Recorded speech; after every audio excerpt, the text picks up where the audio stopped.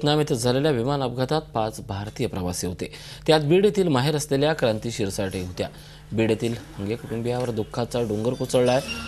क्रांतीच्या आठवणी सांगताना आई रुक्मिणीबाई, भाऊ अशोक आणि भाऊजाई छाया यांच्या डोळ्यातील अश्रू थांबत नाहीयेत। क्रांती हंगे यांचा 1996 मध्ये प्रल्हाद शिरसाट यांच्याशी विवाह झाला। पती 3 वर्षापासून उत्तर कोरिया येथे रिसर्च अधिकारी म्हणून कार्यरत आहेत। 2 मुलांसह क्रांती या पुणे येथे राहत होत्या। पती महिनाभरानं सेवानिवृत्त होणार असल्यानं क्रांती बीडला 4 दिवस मुक्काम करून मुंबई मार्गे उत्तर कोरियाला रवाना झाल्या। दुपारी त्यांच्या विमानाला अपघात झाल्याची माहिती मिळाल्यानंतर हंगे कुटुंबियाला धक्का बसला।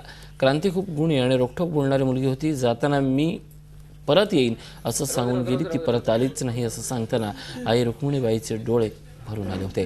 तर क्रांती खूप धाडसी होती। तिचं आणि माझं लग्न एकाच दिवशी झाल्याची आठवण सांगताना भाऊ अशोक आणि भाऊजाई छाया यांचे डोळे गहिवरून गेलेत।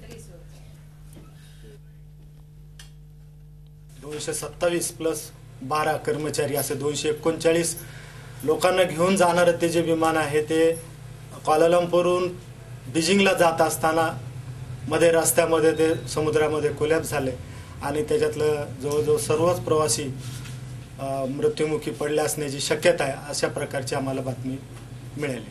ठीक आहे, आमचं हसून खेळून बोलणं झालं। माझ्या लेकांचे जाताना मुके घेतले, बोलल्या। लेकाला म्हणले माझ्या चांगले पेपर सोडव, टिंकू तू पुण्याला आलीस तर मी तुला खूप घडवणार आहे माझ्यापेक्षा। इतके दिवस आणि बीडचा एकही माणूस असा सापडणार नाही की क्रांती हंगे माहीत नाही असं।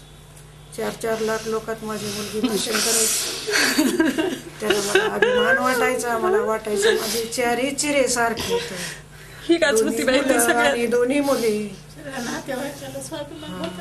सगळ्याला अभिमान वाटायचा अशी वागली।